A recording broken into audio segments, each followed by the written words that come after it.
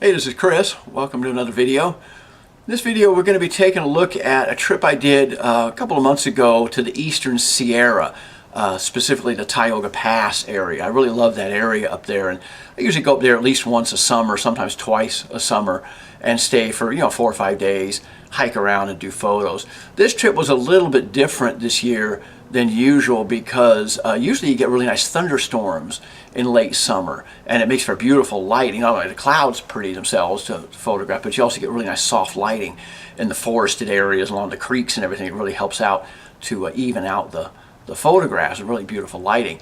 This trip though didn't work out that way. The week that I was there was just clear blue skies the whole time, and when you're up at 10,000 feet especially, a clear blue sky is a really clear blue sky, and just makes for some pretty harsh lighting. So this trip was a little bit more challenging photographically than I usually have. So I had the little wooden field camera with me, the little Nagaoka 4x5 camera. I think I just had two lenses with me. I had the 150 Apple Simar, the Schneider Simar lens, and then I had the 210 Roden stock, one of those older 6.8 f6.8 lenses, the kind of cheaper sort of economy Roden stock lens. I had those two lenses on there. Most of the photos you're going to see were taken with the Schneider Apple Simar. So using FP4 film, my usual film. I developed that film in HC110 developer, which I thin out quite a ways. I use it from the syrup solution straight out of the bottle. It would be 1:60. I actually make the old standard stock solution first, and then I thin that out at 1:15 is what I do. So sort of the old classic way of using that developer.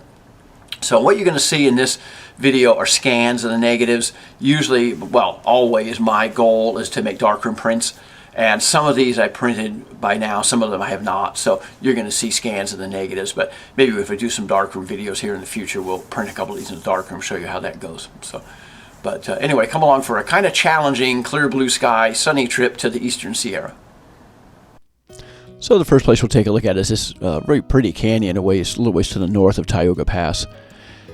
These ponds in here make nice reflections and everything. Still just that stark blue sky though. It'd be nice to have some clouds and things. Usually I do. I'll show some photos later on in this video of what it looks like with the clouds.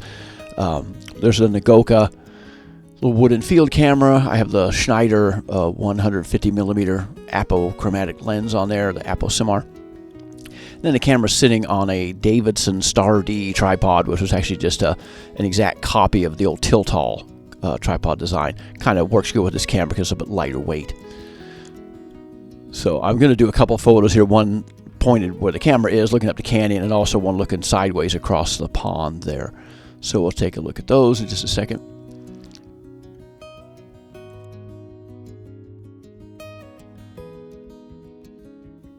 So here's that photo looking across the ponds, and just kind of a documentary photo. Really needs something going on in the sky or some softer lighting. And then that's looking sideways across the little pond there.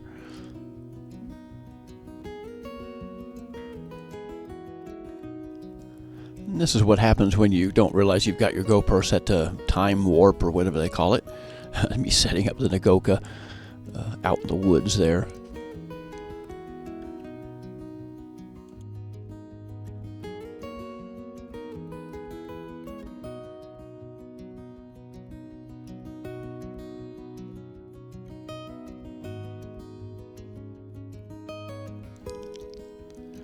So here's a scene that actually did work out a lot better, even in direct sunlight. I got the Nagaoka, I got the back rotated vertical for this one. This is the 150mm lens again. And I've got the camera tilted down. I got a little bit of front tilt in it, but the camera's actually pointed down a little bit here. You can see the back's not vertical. If I squared the back up a bit, technically that's a better thing to do because it keeps the trees in the distance from having any kind of convergence to them, but they're so far away and they're so sort of lost in the foliage back there that you can't see the tree trunks anyway, so it really wasn't an issue. You can just see how beautiful this area is up in here with these little ponds and all the logs and the rocks and everything in the water. Really quite a dramatic area.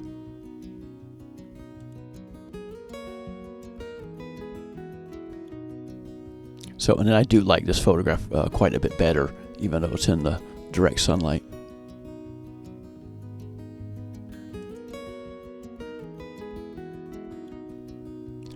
So here's another larger lake in the area, in the Tioga Pass area that I'm doing a photo of. I love the grasses on the other side of this little body of water.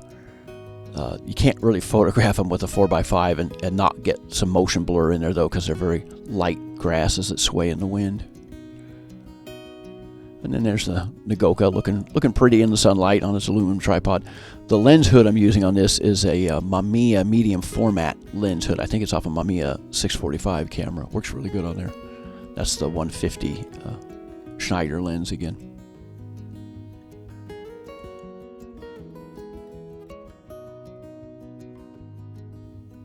And I do like the way the photo worked out here. Probably my favorite of this group from the trip.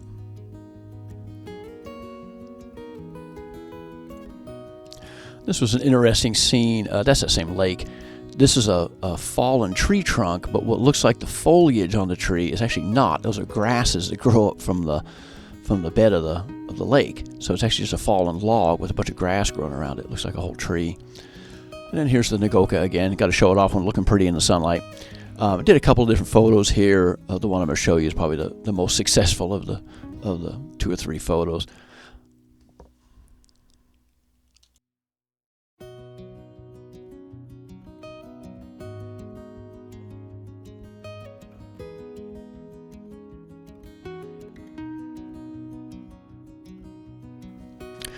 So here I'm down along the creek early in the morning, although the sun's still hitting the mountains in the distance, reflecting in the water. But I kind of like these logs laying across here. It makes for a pretty busy, kind of jumbled scene, but kind of a nice, tranquil area in the early morning when I was there.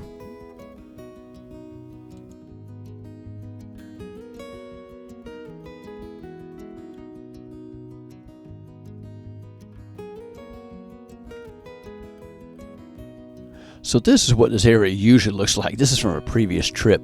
This is Levining Creek. And you can see how soft the light is in here. This is with clouds. So this is kind of what I was expecting and didn't get on this trip. And then the resulting photographs look more like this.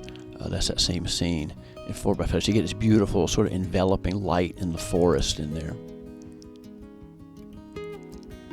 And then this is same creek nearby. So this is what I'm used to, what I was kind of expecting on this trip and didn't get. So anyway, next time. Thanks for coming along, and I'll see you in the next video.